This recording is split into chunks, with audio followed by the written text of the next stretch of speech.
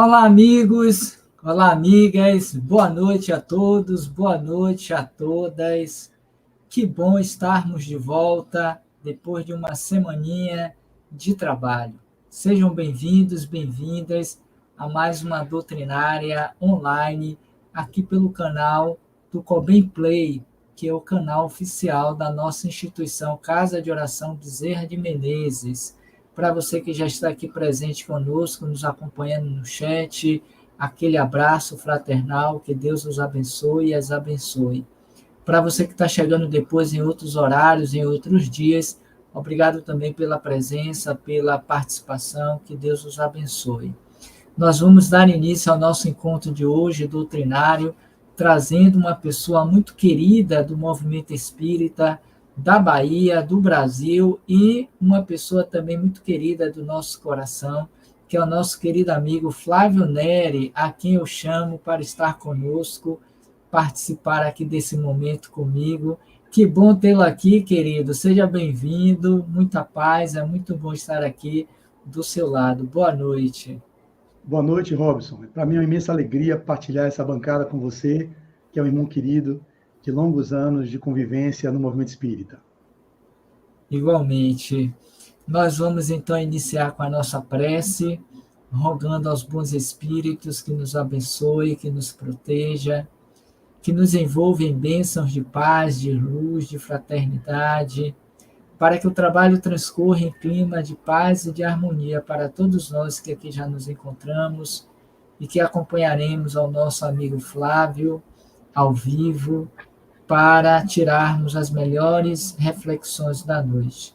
Ao tempo em que pedimos, Senhor, por todos aqueles que virão mais tarde, outros os dias e horários, desejando igualmente votos de paz, desejando também para os que não virão, votos de boas energias e boas vibrações. Desta forma, na certeza da tua presença entre nós, em especial do nosso paternal e querido Dr. Bezerra de Menezes, nós saudamos a todos os presentes, encarnados e desencarnados, e, dando início ao encontro da noite, dizemos: Pai nosso que estais nos céus, santificado seja o teu nome, venha a nós o teu reino e seja feita a tua vontade, assim na terra como no céu. O pão nosso de cada dia nos dai hoje, perdoai as nossas ofensas, assim como nós perdoamos aos que nos têm ofendido.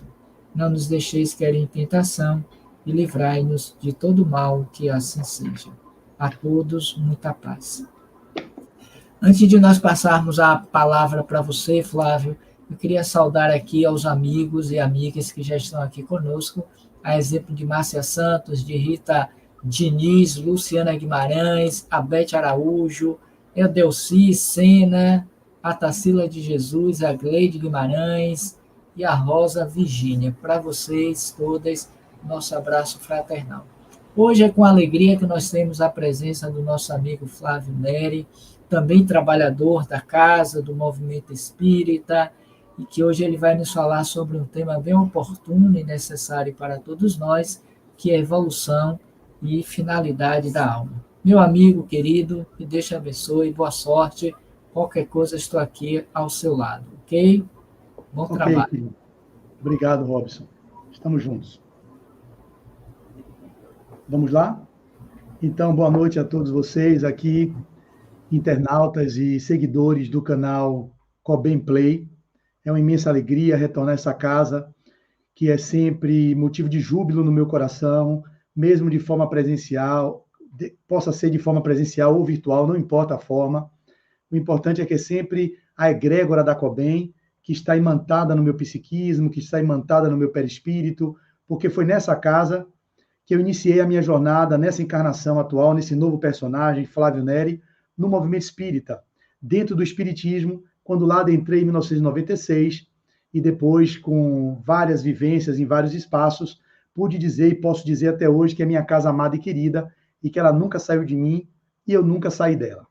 O tema de hoje, então, é um tema que veio dessa obra, O Problema do Ser, do Destino e da Dor, que é uma obra magistral, que é um dos clássicos publicados pela FEB, do espírito Leon Denis, que escreveu encarnado. Ele não fez uma psicografia, não é um livro que foi pós-mortem. Foi feito durante seu período de existência, publicado em 1919, salvo engano, 1919, e que, portanto, é uma obra magistral, que serve de balizamento para as reflexões de qualquer pessoa que queira aprofundar os conhecimentos sobre o problema do ser, do destino e da dor.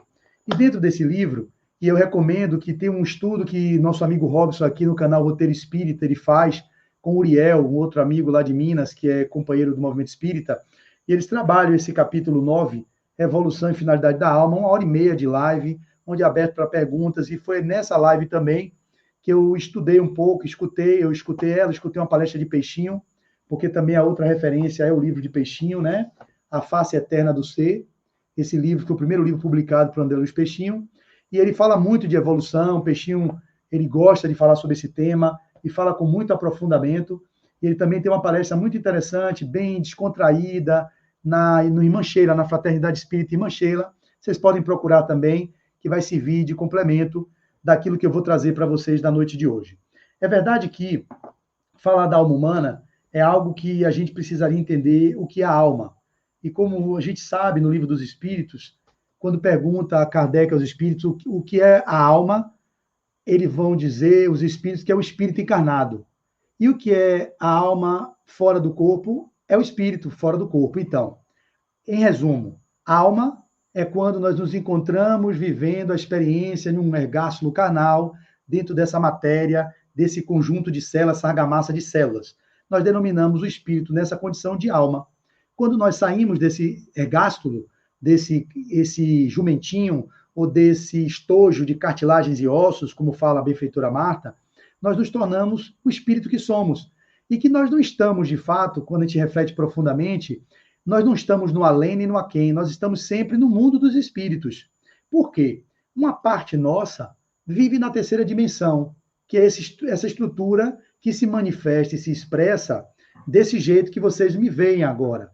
Porque os sentidos, eles só conseguem contemplar com a vivência no corpo essa configuração, exceto aqueles que têm a clarividência, que pode ver além da matéria, mas mesmo assim consegue perceber o perispírito do espírito fora do corpo, e que ele é um invólucro semimaterial do espírito.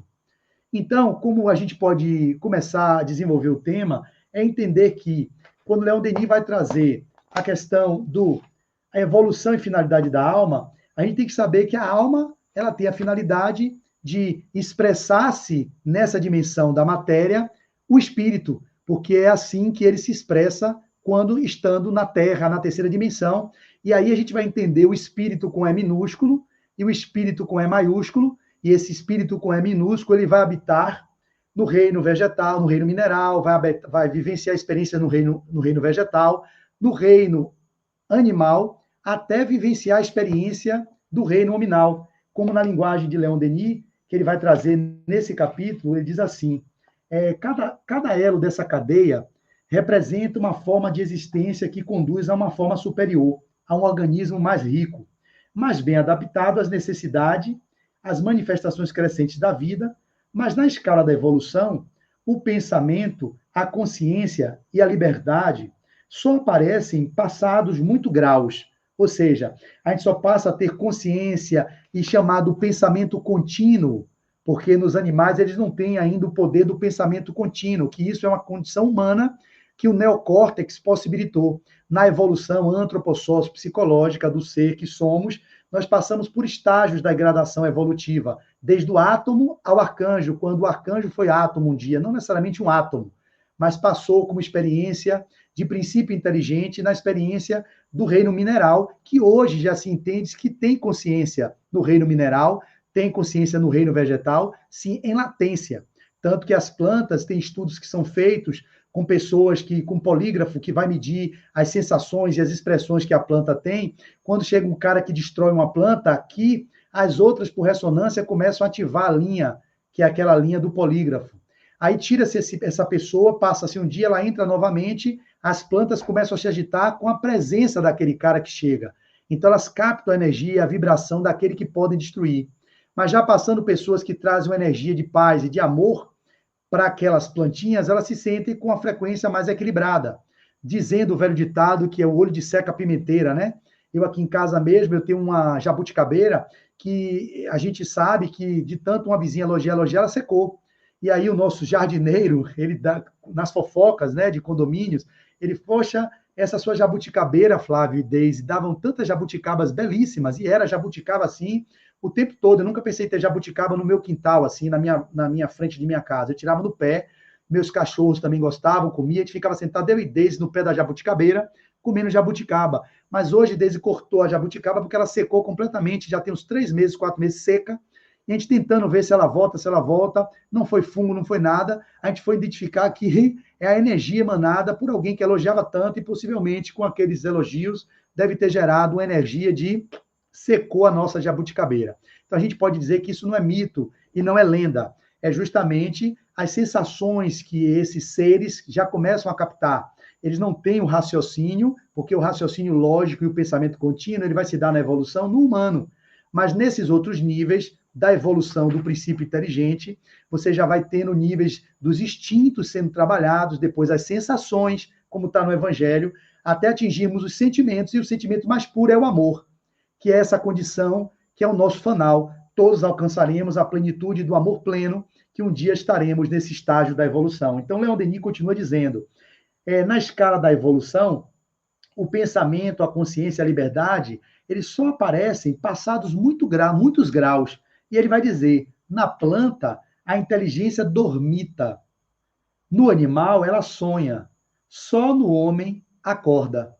E conhece-se, possui-se e torna-se consciente. A partir daí, o progresso de alguma sorte fatal nas formas inferiores da natureza só se pode realizar pelo acordo da vontade humana com as leis eternas.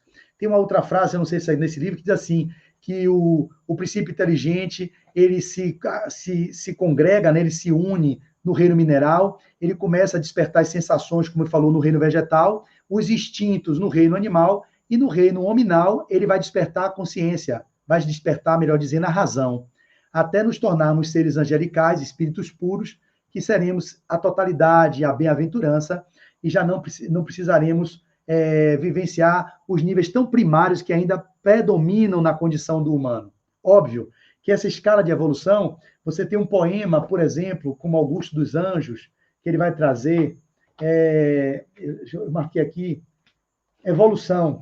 Augusto dos Anjos traz 2 poemas que eu acho que vale a pena a gente falar, que é o da alma, que ele diz assim, como o capítulo está tratando sobre a evolução e finalidade da alma, vamos a um poema de Augusto dos Anjos sobre a alma, onde ele diz assim, nos combates ciclópicos, titânicos, que eu às vezes na terra empreendia, nos vastos campos da psicologia, buscava as almas, seres inorgânicos, nas lágrimas, nos risos e nos pânicos, nos distúrbios sutis da hipocondria, nas defectividades da estesia, nos instintos soezes e tirânicos.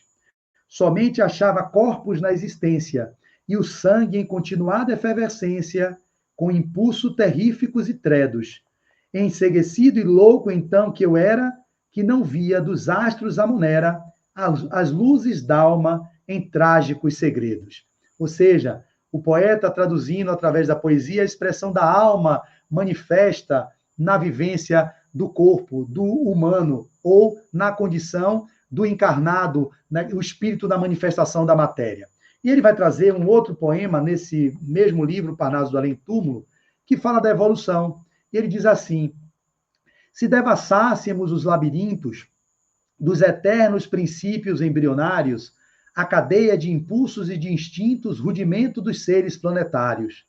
Tudo que a poeira cósmica elabora, em sua atividade interminável, o anseio da vida, a onda sonora, que percorrem o espaço imensurável. Veríamos o evolver dos elementos, das origens às súbitas acesses, transformando-se em luz, em sentimentos, no assombroso prodígio das esteses. No profundo silêncio dos inermes, inferiores e rudimentares, nos rochedos, nas plantas e nos vermes, a mesma luz dos corpos estelares. É que, dos invisíveis microcosmos ao monólito enorme das idades, tudo é clarão da evolução do cosmos, imensidade nas imensidades. Nós já fomos os germes doutras eras, enjaulados no cárcere das lutas. Viemos do princípio das moneras, buscando as perfeições absolutas. Olha que lindo poema de Augusto dos Anjos. E ele tem outros que são mais contundentes e que são mais fortes, né, na linguagem que é bem característica dele, e que aqui vocês podem depois se debruçar, porque são muitos poemas de Augusto dos Anjos. Acho que é o poeta que mais escreveu através de Chico Xavier nesse livro Parnaso do Além-Túmulo. Ele vai ter o poema chamado Voz do Infinito, que é um poema belíssimo, grande, com muitas estrofes, Vozes de uma Sombra. Aí ele vai falar, que é bem conhecido e citado nos congressos espíritas, de onde venho? Das eras remotíssimas, das substâncias elementaríssimas, emergindo das cósmicas matérias. Venho dos invisíveis protozoários, da confusão dos seres embrionários, das células primevas, das bactérias.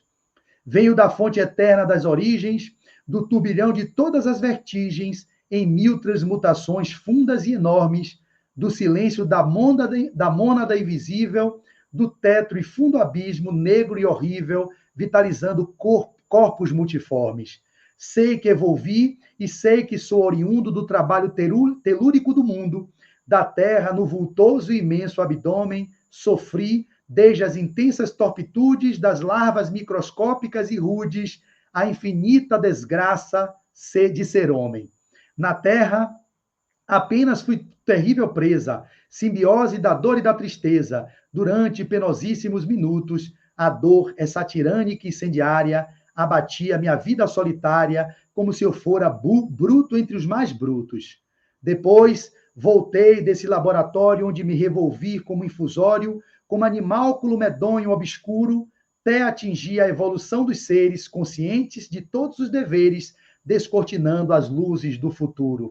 E ele continua o poema, e ele é muito longo o poema, e eu recomendo que vocês leiam.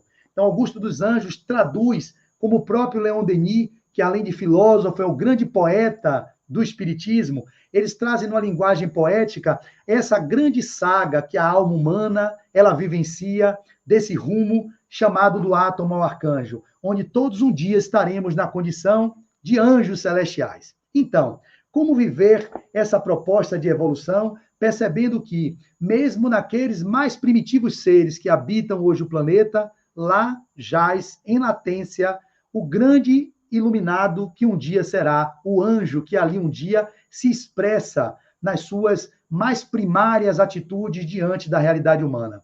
Quando nós olhamos o momento histórico que estamos atravessando, a gente chega a pensar, será que realmente estamos evoluindo? Ou estamos regredindo enquanto a barbárie humana, nas guerras fratricidas, que acometem a humanidade todos os anos e todos os séculos, isso parece nunca findar. Ali também estão irmãos nossos, buscando o aprimoramento intelecto-moral, mas às vezes com as nossas paixões, com a predominância dos instintos primitivos, enquanto estando na condição de humanos, porque nós não somos humanos, estamos vivendo a experiência no humano, e eu falava que nós não estamos nem no além, nem no aquém, na verdade nós estamos sempre no além, porque uma parte minha, ela vive na terceira dimensão, mas o meu perispírito, que é o corpo semimaterial do espírito, ele habita as duas dimensões. Uma parte dele se manifesta na terceira dimensão, mas a outra parte também se expressa na quarta, na quinta e nas outras dimensões. E o espírito, que não é matéria, ele está onde? Que não pode ser medido. Então, nós somos um ser que vivemos uma experiência no humano, mas somos os seres espirituais. Como diz Teilhard de Chardin, uma frase clássica, nós não somos seres humanos vivendo uma experiência, melhor, nós não somos seres humanos, somos seres espirituais vivendo uma experiência humana. Isso muda tudo. Quando nós nos concebemos, de fato, como espíritos, mesmo na matéria provisoriamente, limitado no personagem que estamos, nós vivenciaríamos a realidade do espírito nela. E assim, que é o propósito do espírito da matéria, intelectualizando a matéria. A nossa função é essa. O espírito vem na matéria para o aprendizado evolutivo. E nesse aprendizado, ele intelectualiza a matéria, ele faz com que a matéria vá se quintessenciando, vá se elaborando, porque quando os cientistas disseram que tudo no mundo é energia, matéria é energia condensada, energia é matéria dissociada. Então, enquanto seres espirituais, vivendo nessa experiência do humano, a nossa proposta evolutiva é de fazer com que a alma, na expressão do humano, ela possa colocar a serviço da vida as habilidades que temos enquanto seres filhos de Deus, centelha divina que somos. Na perspectiva da centelha divina que somos, nós não nos concebemos centelha divina, e por não nos concebermos centelha divina, nós não expressamos o Deus que habita em nós. Porque poderíamos, aqui vivendo, ser o Cristo que vivenciaria em cada um de nós, como Paulo de Tarso disse, já não sou eu quem vivo, e sim o Cristo que vive através de mim. Quando Jesus dizia, eu e o Pai somos uno, nós, então, enquanto filhos de Deus, poderíamos estarmos uno com o Pai, quando assim nos percebêssemos como espíritos imortais. E nessa saga da evolução, nós vamos ter as metáforas as mais diversas, nas uniões que se dão entre o sódio e o cloro, onde formamos o NaCl, que é o cloreto de sódio, para a vida não se tornar insípida. Então, lá, desde os reinos minerais, já há um fator atrativo, onde as moléculas e os átomos se atraem para construir tecidos, para construir órgãos. E nesse movimento, eu estou lendo agora um livro muito interessante de Indole Júnior, que é da alma ao corpo físico, da alma do corpo físico à alma, eu esqueci o título agora, e ele vai trazer todo esse apanhado numa visão médica, porque ele tem doutorado em medicina, mas traduzindo como hipóteses dessa construção do ser, que é a consciência, que constrói a matéria, se embasando nas obras de André Luiz, no livro clássico e mais difícil, Evolução em Dois Mundos, mostrando como os seres superiores fizeram com que os coacervados, os primeiros protozoários, aqueles seres unicelulares, pudessem se encaminhando sobre a égide de uma força, de uma consciência superior. Não era o acaso que fazia com que essas células se organizassem. Elas, sim, eram organizadas por uma força externa maior, até que nós, enquanto princípio inteligentes que somos, pudéssemos estar no estado do desenvolvimento da camada que hoje nos dá o livre-arbítrio, que é o neocórtex, que aí, como princípio individualizado, no processo de individualização ou de individuação, são coisas diferentes, individualização e individuação. O individualização somos seres indivíduos, cada um somos seres individuais, porém, num processo de individuação, ou seja, num processo de conexão com aquilo que é o nosso ser divino que somos, nos diferenciando ao mesmo tempo uns dos outros, para no final de tudo nos emanarmos numa única consciência, que é a totalidade, que é a consciência suprema, que é Deus.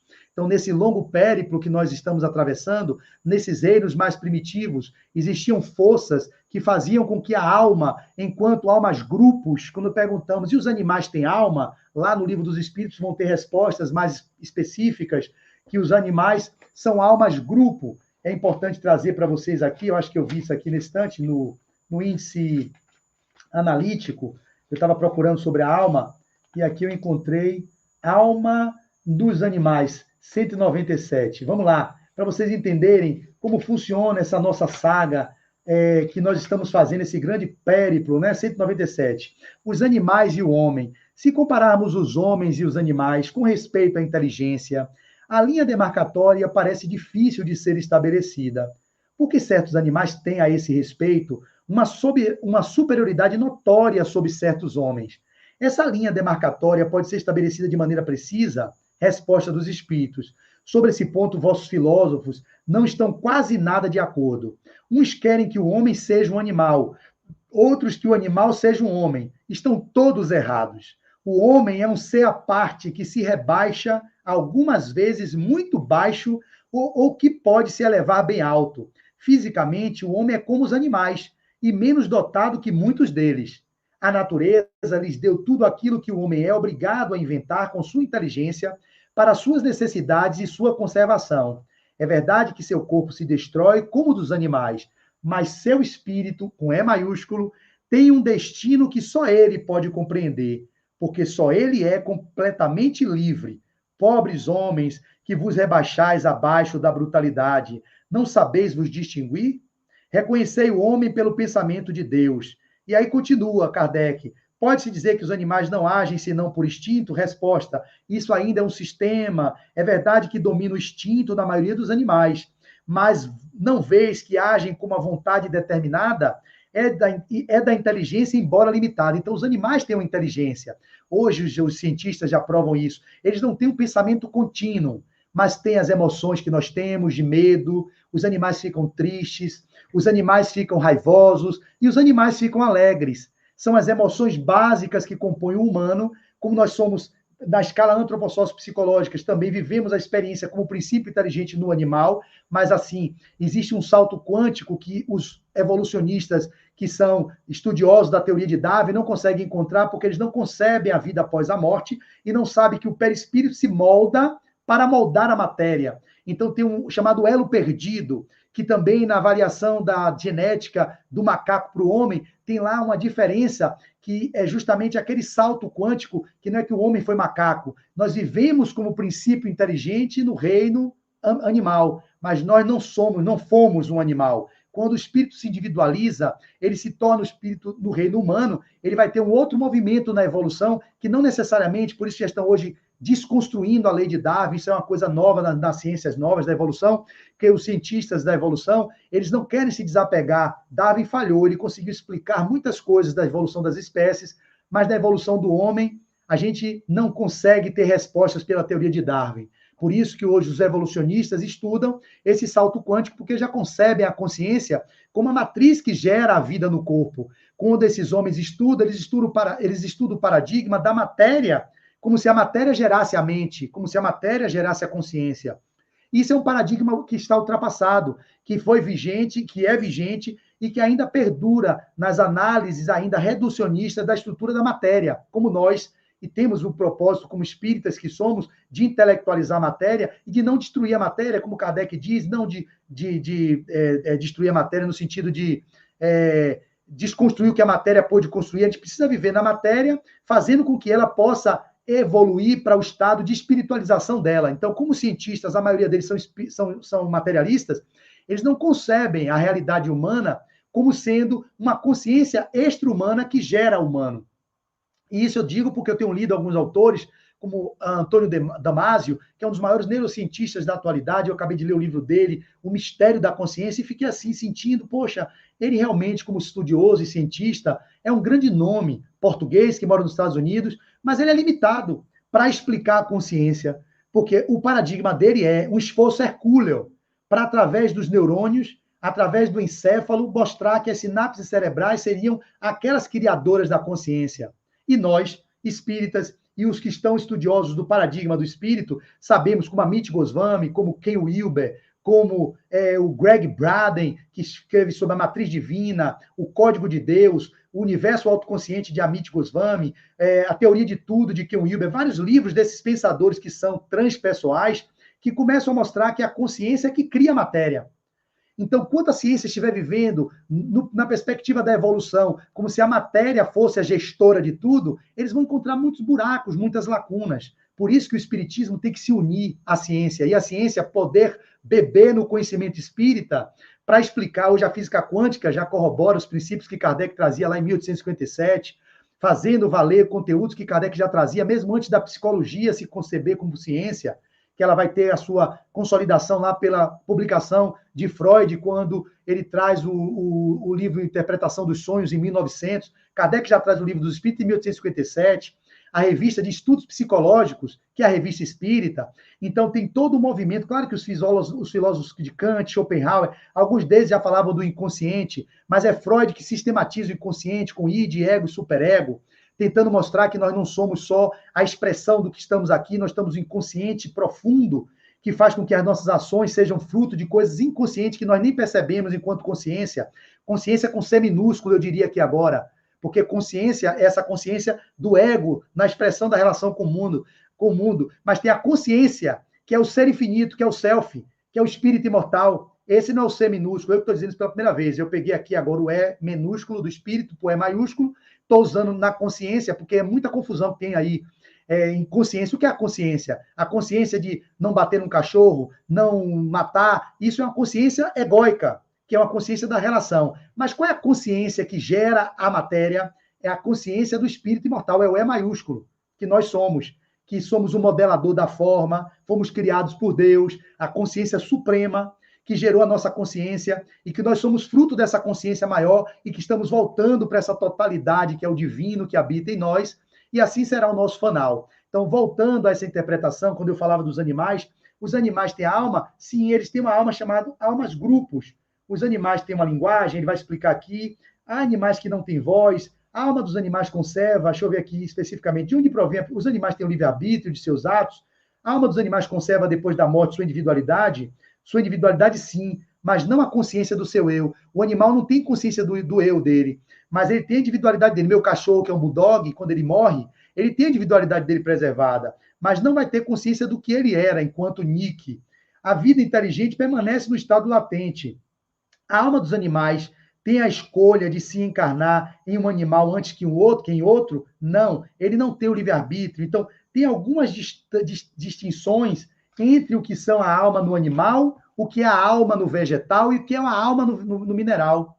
É o princípio inteligente que vai vivendo experiências de gradações evolutivas, de acréscimos conscienciais, até chegar no reino onde a nossa consciência será a consciência suprema. E assim nós, enquanto humanos, vivemos essas experiências também. No grau de evolução que nós tivemos, eu não estou falando aqui diretamente sobre o texto de Leon Denis, porque eu prefiro que vocês vão lá e leiam, que ele fala de outras coisas aqui muito poéticas, como a alma é uma partícula da essência divina, projetada no mundo material. Que coisa linda! A alma é uma partícula da consciência divina. A consciência divina deu essa partícula que somos nós, e que aqui, individualizando-nos enquanto seres humanos, caminhando para os reinos angelicais, estamos humanos, mas não somos humanos. Estamos na matéria, mas aqui não pertencemos, nós estamos sempre no mundo espiritual, porque até aqui o mundo material é o mundo espiritual. É uma coisa assim de fragmentação, de uma visão reducionista, cartesiana, newtoniana, da física clássica do século XVII. Só que nós estamos no paradigma quântico-relativístico, onde há um movimento sistêmico de uma visão global, onde todos os novos cientistas estudiosos estão contemplando essa dimensão muito mais ampla, uma cosmovisão que o Espiritismo é.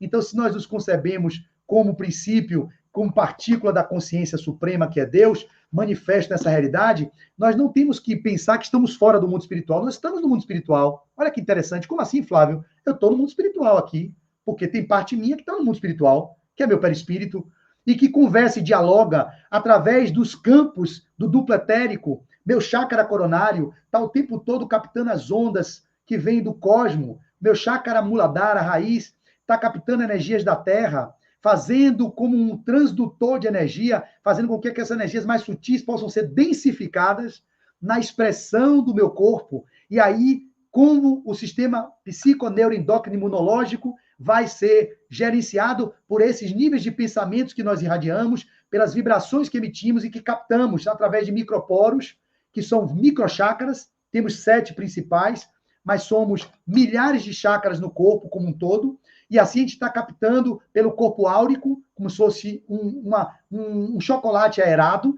onde você faz trocas constantes com o mundo externo, esse mundo material, na atmosfera, na biosfera, na iontosfera, na litosfera, e nas camadas que estão fora do campo visual humano, que é o mundo espiritual que permeia os multiversos. Então, a gente está aqui, mas também está lá, porque é uma troca constante de fluidos. O perispírito é uma matéria quintessenciada, ou seja, eles têm que se densificar um pouco mais para expressar o corpo humano na condição que eu me encontro. Eu vou cada dia mais sutilizando esse perispírito para que os corpos que ele vai manifestar, de acordo com os mundos que nós habitamos, porque a Terra tem uma psicosfera, ou seja, são fluidos animalizados, o fluido cósmico universal, de acordo com cada planeta, que são manipulados e materializados a expressão nossa. Em Júpiter tem outro tipo, em Marte, outro tipo, Plutão, outro tipo. Cada mundo tem habitantes, mas não necessariamente na mesma configuração que nós humanos estamos. Então, como é que isso se dá? A consciência suprema, Deus, cria-nos simples e ignorantes, e nós vivemos experiências no mineral, onde passamos a ver os atratores, né, das nossas atrações moleculares, e aí treinando isso com a consciência primeva, ali primitiva, nas sensações no reino vegetal, onde a gente desenvolve essas habilidades, e aí tem uma migração, a gente começa a ter um aparelho gástrico na plantas carnívoras, que é uma migração da planta que começa a devorar alguns insetos, aí você começa a ter o reino animal se configurando, e aí tem os outros reinos Monera, né, que são reinos intermediários, mas os principais, o mineral, o vegetal e o animal, ali o princípio inteligente habita, a alma habita de formas diferenciadas, sem consciência e sem livre-arbítrio, sob o automatismo da lei da evolução.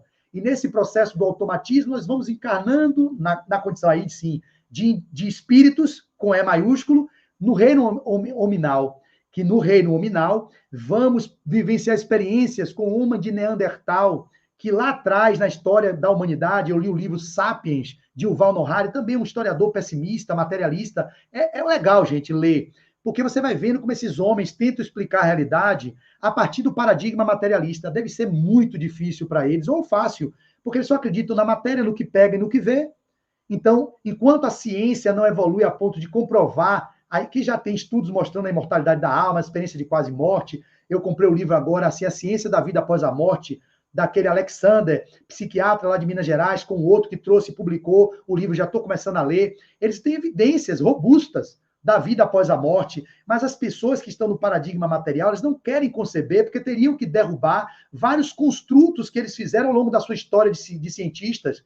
E o que predomina muito no meio acadêmico é o ego, é o orgulho, é o egoísmo, que é a condição humana de todos nós. E nesses meios, muitos são muito vaidosos. Tem uns que são missionários, que estão ali a serviço de um novo mundo que vai surgir, mas outros querem manter o mundo na estrutura que ele se encontra.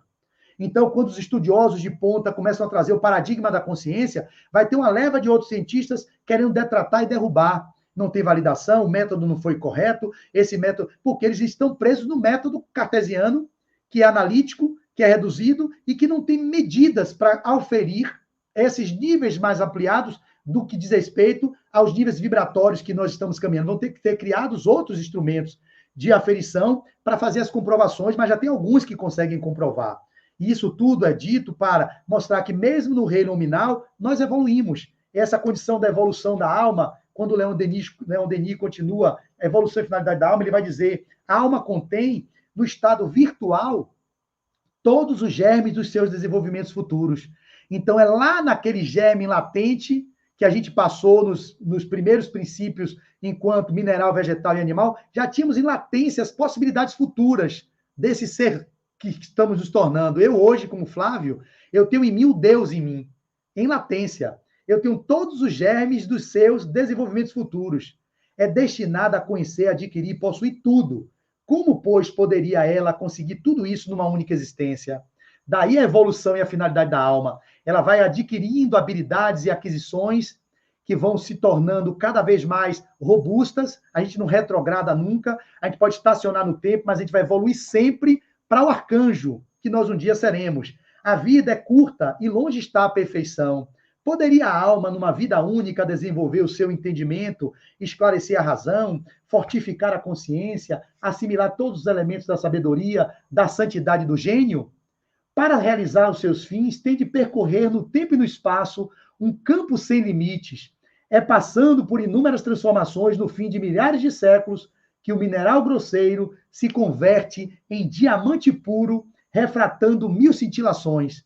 Ou seja, o mineral grosseiro vai se tornando um diamante puro, que é o carbono, né? É a forma mais dura que tem de matéria, é o diamante, quase inquebrantável.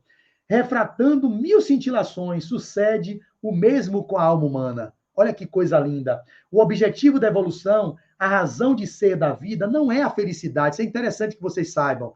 Não é a felicidade o que a gente tem buscado na razão e na evolução, como muitos erradamente creem, mas o aperfeiçoamento de cada um de nós, e esse aperfeiçoamento devemos realizar por meio do trabalho, do esforço, de todas as alternativas, da alegria e da dor, até que nos tenhamos desenvolvido completamente e elevado ao estado celeste.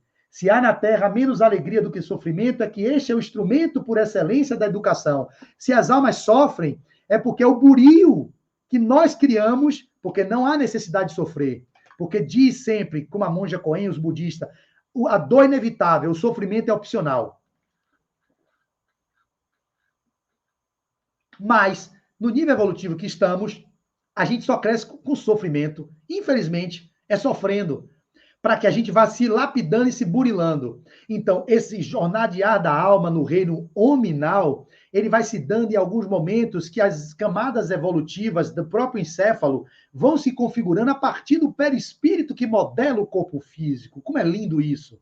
Eles vão estudar na visão do cérebro de MacLean, o cérebro triuno, que já está sendo um pouco refutado pelos neurocientistas, mas esse refutar, ele às vezes estão pautados no paradigma para poder mostrar o paradigma da matéria novamente. Esse mistério da consciência mesmo, o erro de Descartes, que foi escrito por Antônio Damasio também, ele vai tentar desconstruir e mostrar umas outras formas de compreensão dessa realidade, mas entenda, todos pautados, esses autores que eu estou citando, os materialistas, no paradigma da matéria.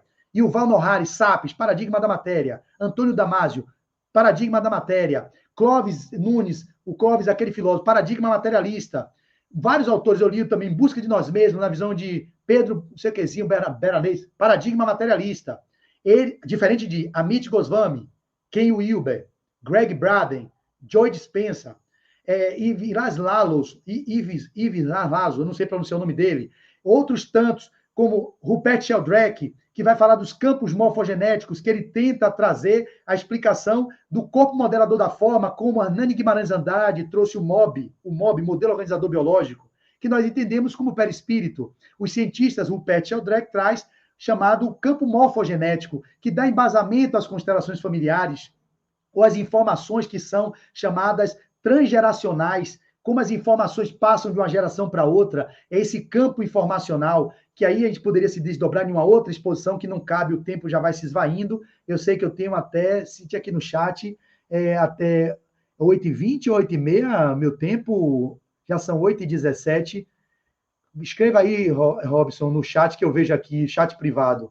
Então, nessa perspectiva, nós, enquanto... Até 20h30, maravilha, Robson, temos 15 minutos. Nessa perspectiva de evolução, quando a gente habita no reino nominal, lá no homem de Neandertal, que o Val fala que há umas controvérsias, porque tem o Homo erectus, o Homo de Neandertal, o Homo sapiens, há essas gradações, uns migraram da África, foi encontrando com os europeus, mas aí tem genes no Homo sapiens que são ainda resquícios do Neandertal, e aí vem uma tese dele, que então nós não seríamos seres humanos sapiens puramente, teríamos também o Homo de Neandertal. É uma história assim de tentativa de explicação, que a gente vai pelos espiritismos e é assim. Nós, enquanto espíritos, viemos em grande quantidade lá dos exilados de Capela, que é uma explicação que o próprio Emmanuel dá no livro A Caminho da Luz, Edgar Armond, também no livro dele clássico, chamado Os Exilados da Capela. Vocês vão entender, migram espíritos que já moldaram o perispírito numa outra dimensão, olha como a alma vai evoluindo, e lá no planeta Capela, ou na constelação do Cocheiro, onde Capela era uma dessas organizações que viviam seres que estavam passando para o mundo de regeneração como a Terra, foram eles falidos moralmente, exilados aqui na Terra.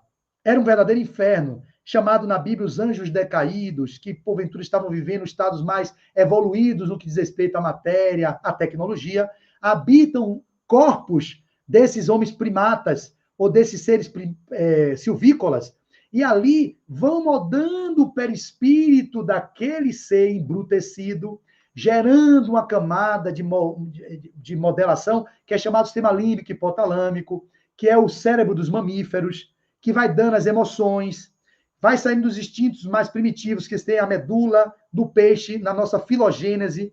Nós vamos ter o réptil, que é o cérebro reptiliano, que é muito parecido com o nosso. Na nossa condição de embrião, nós passamos filogeneticamente por todos esses estágios, na ontogênese, respeitando a filogênese. A filogênese é a nossa trajetória dos vários reinos que está em mim. Eu tenho em mim o mineral, eu tenho em mim o vegetal, eu tenho em mim o animal e eu tenho em mim o hominal, porque eu tenho sódio em mim, eu tenho sensações que foram aprendizados lá no reino vegetal, eu tenho instinto, que foi aprendizado no meu reino animal, mas eu tenho a razão, que eu estou aprendendo a desenvolver no reino hominal.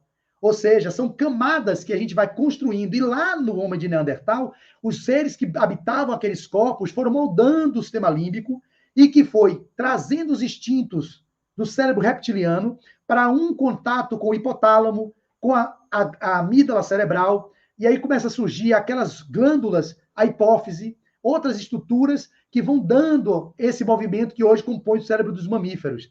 Mas aí o Homo sapiens surge. Esses seres, porventura, encarnando e reencarnando, né, trocando sexualmente, tendo relações sexuais, gerando seus filhos, esses filhos que chegavam já eram mais diferenciados na moldagem daquelas estruturas cerebrais, desenvolvendo o neocórtex, essa camada, que é a camada periférica do nosso encéfalo, que vai dando os raciocínios lógicos, o pensamento contínuo, as sinapses que se comunicam com o límbico e que se comunica com o reptiliano, que é o nosso cérebro primitivo, onde as expressões instintivas minhas, por exemplo, de raiva, de defesa, de medo, são instintos. Eu não preciso refletir cognitivamente para atravessar uma rua e me proteger de um acidente. Eu quero preservar a vida física, então eu fujo de um carro que, porventura, esteja na iminência de me atropelar.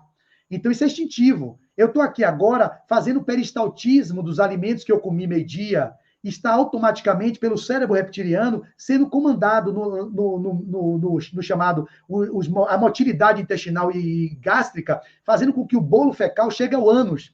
Independente da minha vontade, vai chegar o cocô lá no ânus. Eu vou evacuar de alguma sorte. Ele sai automaticamente. São aprendizados, inteligências que desenvolvemos no mineral, no vegetal, no animal, porque tem inteligência no animal, mas ainda, como eu repito, não é um raciocínio, é uma inteligência. Os animais são inteligentes, muito inteligentes. Você viu ali o livro dos Espíritos explicando? Então, tem uma inteligência e são almas-grupo.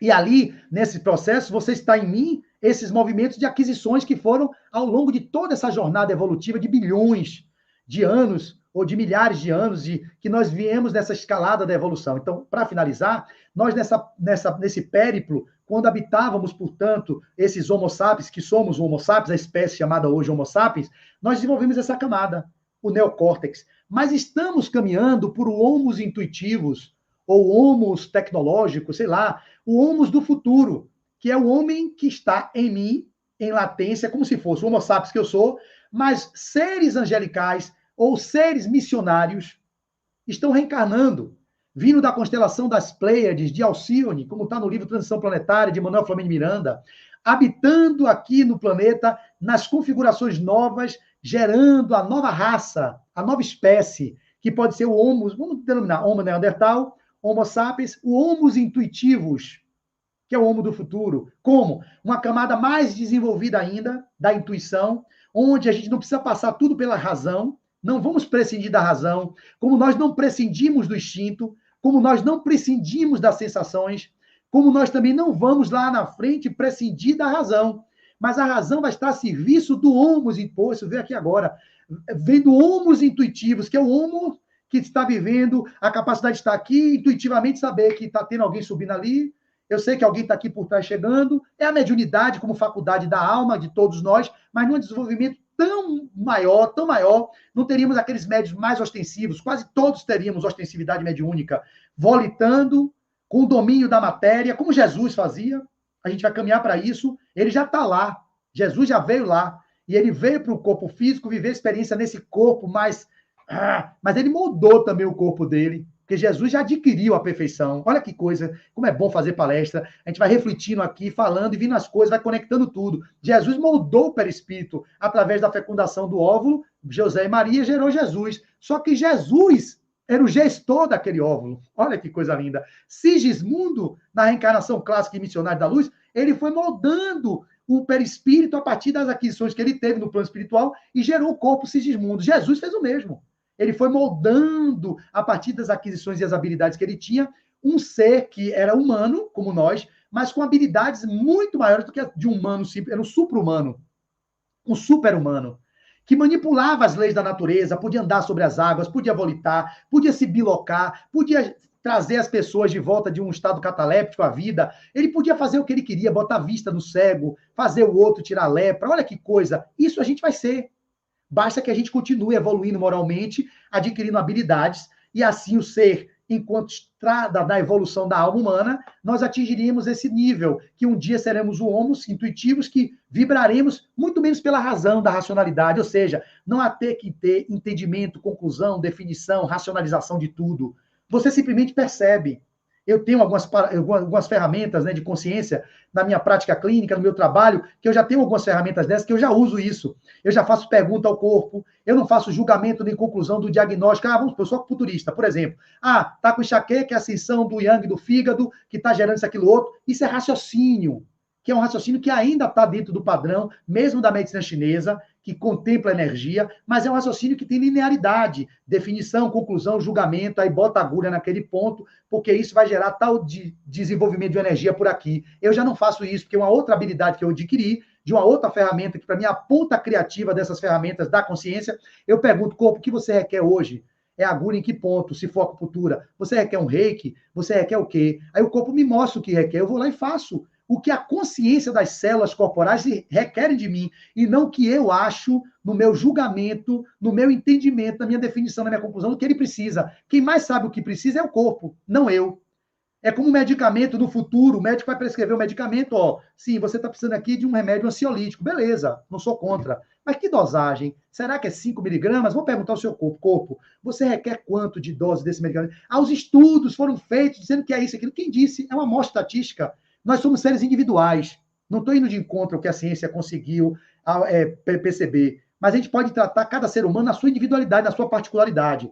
E isso é a consciência do homem do futuro, que vai usar as habilidades de diálogo com as células, de capacidade de perscrutar o campo energético do outro e assim fazer o que o outro precisa e não o que você acha que o outro precisa. E aí você consegue uma dose de ajuste. Não é 5 miligramas, não, é 0,25. 0,25 é da ele. É o que ele precisa. Aí vai tomar por quanto tempo? 3 meses? 3 meses. Pode ser 6. Você vai perguntando a consciência da célula, a consciência do corpo, porque tem. O self se expressa nesse corpo. E ele tem que ser respeitado, enquanto saber que nós, enquanto encarnados, precisamos também. O espírito não precisa dormir. O espírito não precisa comer. O espírito não precisa copular. Isso é necessidade do corpo. Das coisas que nós vivemos nesse nível. Então, se a gente faz pergunta ao corpo, é ele que precisa de comer. Ele que precisa. Você precisa de quê? 1 quilo de feijão? 2 quilos? Será que eu preciso tomar água agora? Pergunta ao corpo. O corpo é necessário beber água agora? Não, não é. Eu não bebo. Porque tem que beber 2,5 litros de água. Quem disse que tem que beber? O nutricionista, o nutrólogo estudou. Não, seu corpo, se você tiver na consciência. Aí que tá. Como nós não somos seres conscientes, vivemos mais na inconsciência e na anticonsciência, a gente depende dos outros direcionar nossas vidas. Quando a gente estiver no processo de presença, de atenção plena, de consciência, a gente pergunta ao corpo, será, corpo, que eu preciso de salada, por exemplo, eu adoro, mas quem disse que todo dia eu preciso de alface, tomate, cebola, papá? Às vezes não precisa. Aí eu vou perguntando ao corpo, será que hoje eu preciso? Não, não quer. Quer pepino? Quer. Eu odeio pepino. Aí eu odeio, porque eu odeio. Na minha condição de consciência, eu não gosto de pepino. Mas meu corpo pode estar precisando de pepino. Eu pergunto, quer pepino? Quer. Aí eu como pepino. E olha, que era o que precisava. Aí ele quer hoje um suco de uva? Quer. Não quer hoje. Você vai fazendo perguntas ao corpo e ele vai fazendo aquilo que ele precisa, o corpo certo para você, o peso certo para você. Atividade física. Você quer malhar agora, corpo? Não. Se eu tiver livre de ponto de vista que não quer. Ok, quer nadar? Sim, quer nadar. Aí você vai e nada. Você vai e joga o vôlei. Então, você pode usar a consciência e isso vai ser uma coisa normal no futuro. Nós vamos viver assim, fazendo perguntas e o universo tendo, como está imerso nessa consciência suprema que é Deus, ele vai nos respondendo, porque a gente está antenado com Deus, a gente se torna uno com o Pai, uno com a consciência suprema. Então, finalizando esses 2 minutos que me restam, eu lhe diria, a evolução antropossopsicológica, ela tem estágios. A alma humana, ela vai adquirir um dia a totalidade, a perfeição, ela vai chegar ao nível da conexão total com o divino, e nessa conexão total com o divino, nós e o Pai seremos uno. E aí, ele vai dizer assim, o Leon Denis, a teoria da evolução deve ser completada pela dipercussão, isto é, pela ação das potências invisíveis, que ativa e dirige esta lenta e prodigiosa marcha ascensional da vida do globo. Eu falei, a vida invisível está gerenciando tudo. Nós temos um governador planetário que é Jesus. A evolução dos mundos e das almas é regida pela vontade divina, que penetra e dirige toda a natureza. Mas a evolução física é uma simples preparação para a evolução psíquica e a ascensão das almas prossegue muito além da cadeia dos mundos materiais. E assim, nesse movimento de evolução constante dessa SESC, eu terminaria com o poema do que vai ser o futuro de todos nós, a união com a consciência suprema, onde nós somos deuses. Quem disse não foi eu, foi Jesus. Vós sois deuses. Só que a gente não se concebe Deus, e por não nos concebermos Deus, nós não criamos no mundo a realidade do divino. e vemos as guerras fratricidas no Oriente Médio, brigando em nome de um Estado A, Estado B. Eu não sou a favor de A nem ninguém, porque aqui não é Corinthians contra Bahia e Vitória, aqui não é um time contra outro, são seres humanos, são vidas humanas. Palestinos, israelenses são seres humanos. Os russos e os ucranianos são seres humanos, filhos de Deus. Então a gente deixa as ideologias de gênero, de raça, de tudo, e temos que cultivar um ambiente de paz, a cultura da paz, irradiar para esses povos que estão vivendo essa barbárie energias para que eles mudem o padrão, como na Segunda Guerra Mundial, os espíritos em nosso lar tiveram um trabalho hercúleo para dissuadir Hitler e os outros da Segunda Grande Guerra Mundial. Foram as mentes desencarnadas que tentaram de toda sorte evitar que aquela catástrofe, a grande maior guerra do mundo até hoje foi a Segunda Guerra. E quando perguntaram desses homens aí, não sei quem foi, o que seria da humanidade se tivesse a Terceira Guerra Mundial? Ele respondeu, eu não sei dizer, mas a quarta seria de pau e pedra, porque não restaria nada. Se uma Terceira Grande Guerra Mundial surgir, todo mundo vai junto. Porque se uma bomba é lançada, vai todo mundo, bomba nuclear. Então, por isso que eles ficam nesse joguinho, matam um pouco aqui, jogam uma bomba aqui, destruindo um pouco o cálculo ocular, mas aí, nesse momento histórico, ainda não é capaz de jogar uma bomba nuclear, porque vai acabar com a humanidade. Uma guerra nuclear, menino, não sobra ninguém. A quarta grande guerra seria pedra-pau. Seria uma nova raça sendo encarnada aqui. Então, nós temos que cultivar a cultura da paz, nós temos que emanar pensamentos positivos. É difícil, muito difícil, muito. Eu olho, às vezes, no noticiário, tenho raiva, tenho ódio. Fico possesso. Como é que faz isso? Como é que faz aquilo? Eu me percebo, eu estou tomando partido, cara. Vamos vibrar. O que é que Jesus faria? O que é que ele faria? Irradiaria amor para que essas pessoas elevem a consciência, pedir que os benfeitores os iluminem. Para aqui, finalizando, o que ia dizer, e é o que a gente pode fazer, terminando o poema desse livro, de Ogum Shirin Shirixinã, para o Dr. Elze, Divina Presença, que Peixil cita nesse capítulo aqui, onde ele fala presença divina.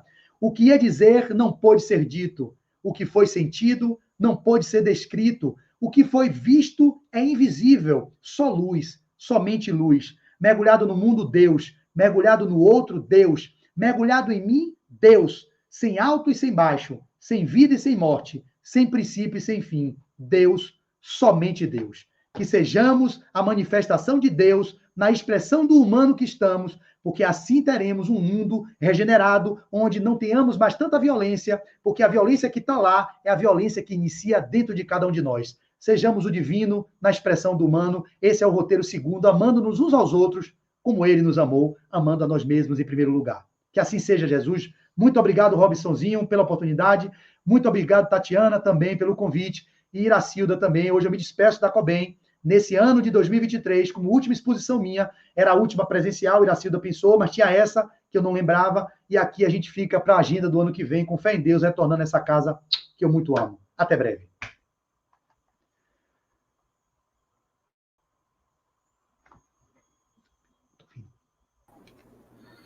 Ufa! Eu acho que eu vou precisar de umas 10 encarnações para conceber tanto conhecimento que você nos trouxe em tão pouco tempo, de 50 minutos. E Meu nome é Enéas. Meu nome é Enéas.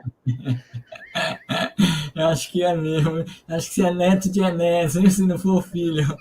E talvez mais umas 10 para poder expressar com tanta lógica, com tanto raciocínio, com tanta motivação, que é a sua característica, tudo aquilo e que energia passa, suando aqui, ó, suando. Percebe-se. Gratidão, gratidão, meu amigo querido, que eu tenho o prazer de, sempre que possível, estar ao lado dele, participando, ouvindo, lá na COBEM e outros espaços. Está aqui me lembrando, viu, Flávio, antes da gente terminar, que tá aí, começou agora, está tendo o Congresso Espírita, e fiquei pensando, rapaz, não é que esse rapaz deveria estar lá, fazendo a abertura, trazendo esses conteúdos todos, ia ser assim, um impacto assim, muito bom para botar esse povo para acordar o verdadeiro sentido do ser espírita no mundo. Acho que você trouxe, com um outro olhar, o que é ser espírita no mundo de hoje. Parabéns, meu amigo, Deus te abençoe. Obrigado, Robson.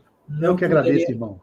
Não poderia ser diferente essa sua forma de expressar o que você sente pela doutrina. É uma característica que eu sempre percebi em você, que é trazer com a verdade que você tem aquilo que você expressa. Que Deus te abençoe, que Deus te proteja, que você continue assim, viu?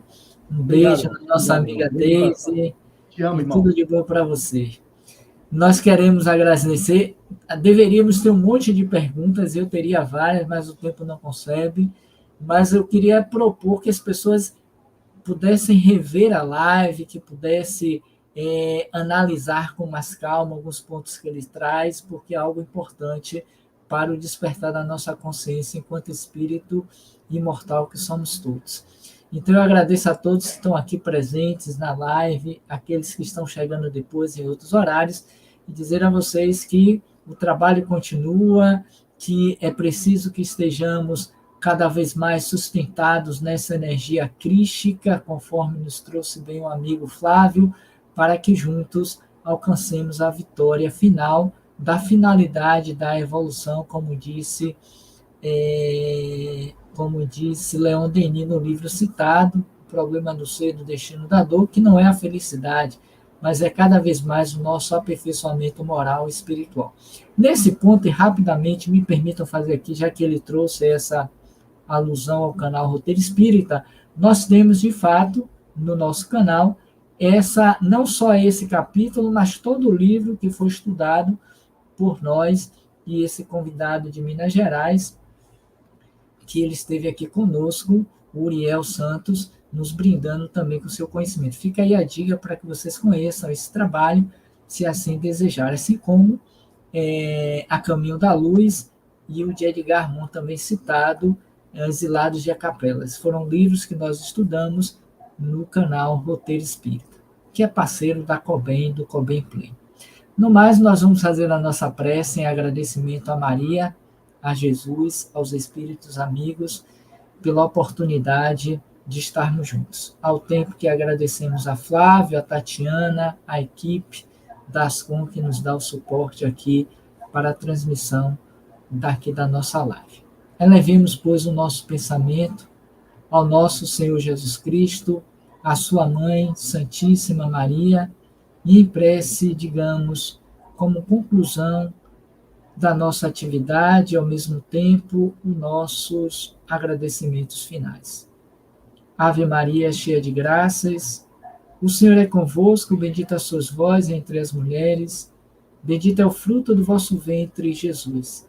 Santa Maria, Mãe de Jesus, rogai por nós, vossos filhos pecadores, agora e na hora do nosso desenlace. Que assim seja, e muita paz. Obrigado a todos, muita paz e até a próxima semana com mais uma atividade online pelo COBEM Play. Paz e luz para todos nós. Gratidão.